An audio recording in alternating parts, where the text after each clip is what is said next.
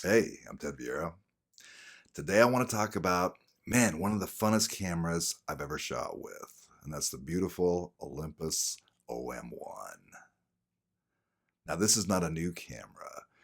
This particular model was manufactured between 1974 and 1979. So this camera's 40 years old.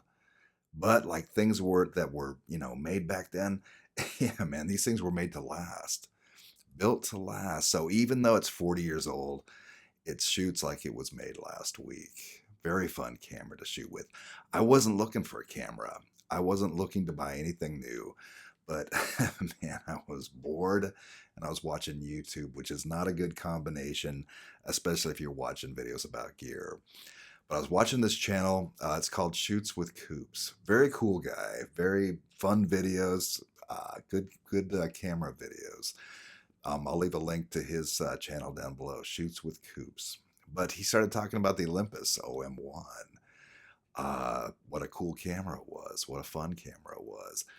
And yeah, it started getting my attention because, yeah, aesthetically, I do love the looks of old cameras, old analog film cameras.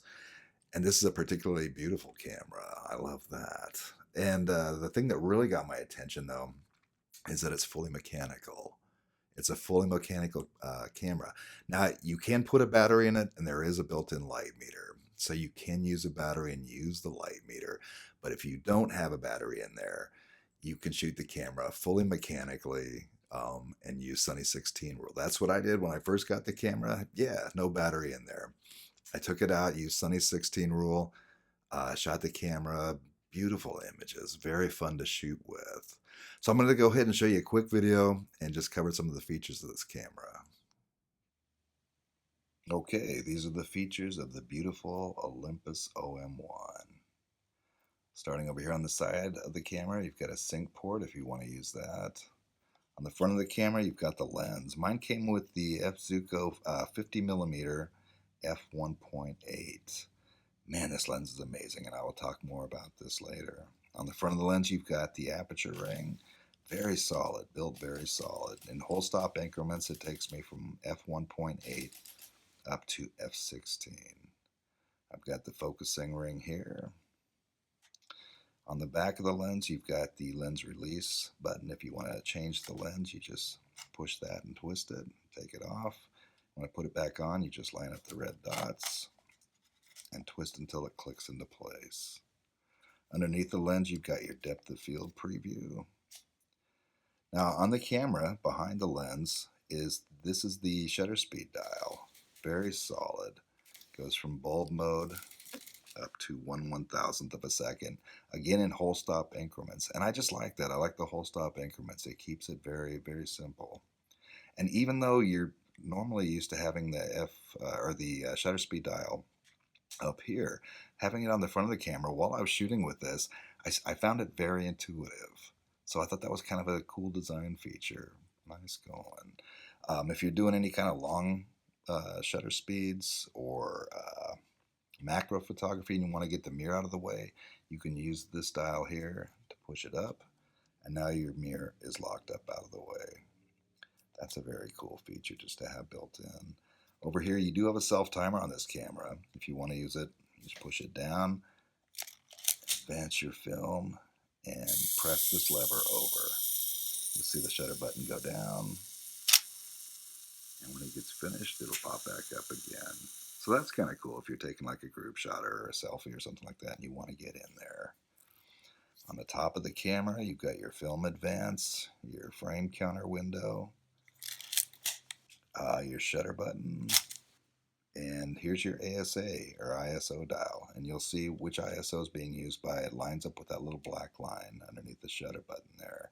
If you want to change your ISO, you just move that out of the way, press this button down here, and then you can change the ISO you want to use. Over here's a mount or you can put a hot shoe on the camera. Now I do have a hot shoe for this, but I found that this camera is so small. If I leave the hot shoe off, I can actually fit this in my pocket, in my pants pocket. So that's very cool. And man, with these cameras, I don't use flash anyway. But if your camera comes like this and it doesn't have a hot shoe, you can find them on eBay for about 10 bucks or so. Over here's the on and off button switch for your light meter.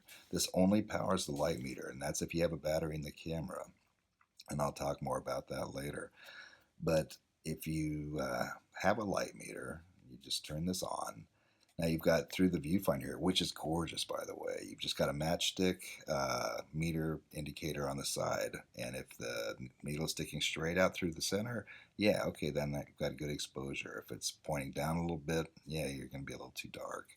And if it's pointing up, it's going to be too hot. So it's a pretty solid meter, but you don't need it. Again, you don't need to have the meter work to use the camera. You could use Sunny 16.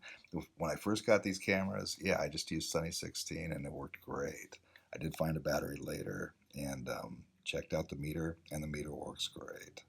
Over here, you've got your film rewind, pretty typical. It just comes up, rewind the film.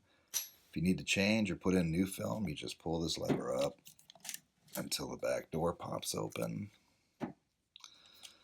Now you put your film canister in here, stretch it across, and make sure it goes no sprockets in the holes of the film, and insert your leader in there. Go ahead and wind a couple shots. Gets the film over, go ahead and close the door. You see an S here in your frame counter window. Go ahead and just keep advancing the film until you see the 1 come up. And now you're ready to take your first shot. Okay. The viewfinder here, yeah, it is beautiful. It's an SLR, so you'll see when you're in focus, but it's also got a split prism in the middle, so that gives you just a little bit more detail and getting even better focus. I love having that split prism that lines up the image. Bottom of the camera, you've got your battery compartment. This is the terminal for your motor drive if you want to use one. MD motor drive. So this can go with a motor drive if you want it. And there's your tripod thread, and that's pretty much it. That is the Olympus OM-1. Gorgeous camera. Man, a lot of fun to shoot with. Okay, so that's it. Pretty simple, pretty straightforward. That's what really drew me to this camera. Not a lot of features. Just very straightforward, completely mechanical. Does have the light meter. It's there if you want it, and that is kind of cool. But I'll go ahead and show you some of the shots that I've gotten with this camera. Talk a little bit more about it and why I like it so much. Man, look at this image quality. I was not expecting this. Now, I've heard a lot about their Zuiko lenses. People would particularly talk about the f1.2 and the f1.4 versions. But man, even with the f1.8, I was going to look for an f1.2 or an f1.4, but once I shot with that f1.8, man, the micro contrast, that punch, those details, yeah, I'm very happy, especially for the price, because that was another thing that attracted me to the camera. I bought this for 180 US.